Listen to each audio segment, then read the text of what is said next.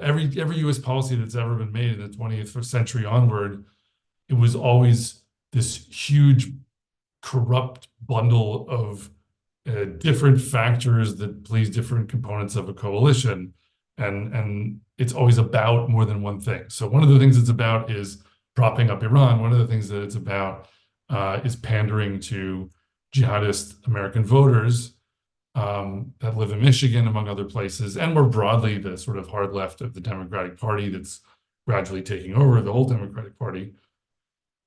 But with all that being said, now the question is, what is the idol that gets put sort of at the front of all of this to give it the proper branding? And that, of course, is international law, protecting innocent civilians, all the rhetoric surrounding those concepts.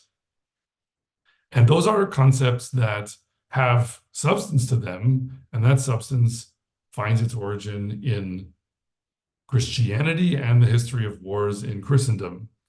And the fundamental point to make here is that you simply do not have the same way of reasoning morally, depending on whether you are rooted in the Torah and in halacha, or if you're rooted in what the image of the crucifixion makes you feel, right? Which is, it has been for close to 2,000 years, and remains the underlying ethos of either the Christian idea or the post-Christian, post-Enlightenment, crypto-Christian, whatever you want to call it, kind of way of talking about what's moral and what isn't, right? Because the US is not coming to Israel and saying, you need to study the New Testament to decide what to do, and they're not even, bandying about crucifixes in front of us. But the fundamental idea is the notion that spiritual victory and moral victory are achieved through physical destruction in this world, right? That your victories in the next world by showing that you have such virtue that you accept your own physical destruction. That isn't the only thing Christians have ever done. In fact, for most of history, Christians did not do that, and that's why there's still lots of them. But the ideal of, the sort of superhuman,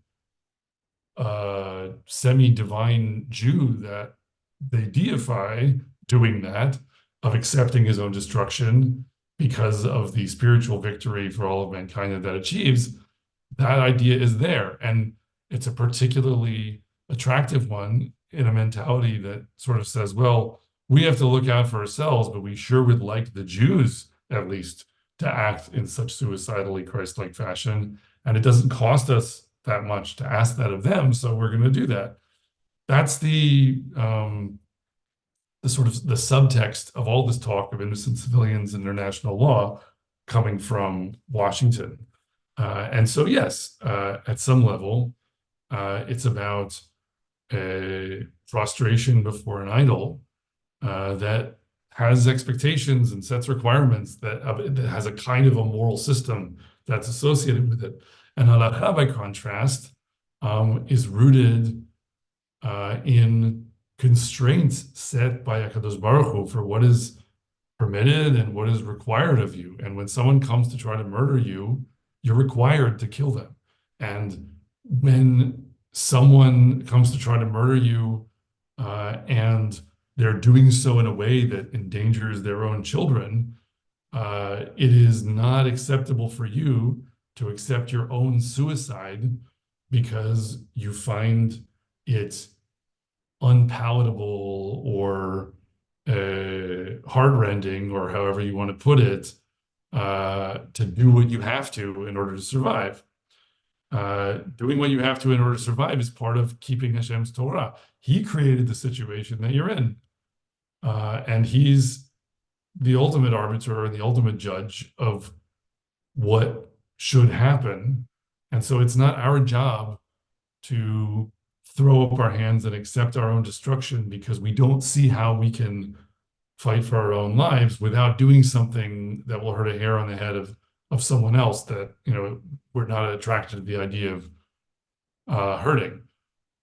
What the Torah and Halakha require of us instead is that, look, your job is to serve your creator. You have these constraints in how to do that.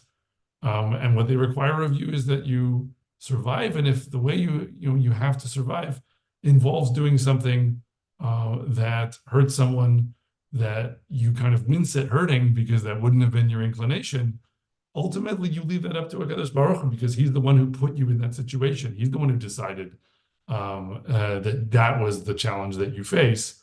And his requirement of you is not that you do something superhuman or that you do something that balances all the skills in the world. It just is about serving him according to the Torah that he's given you and focusing on what you have under your control and what you can do to demonstrate your fealty to him.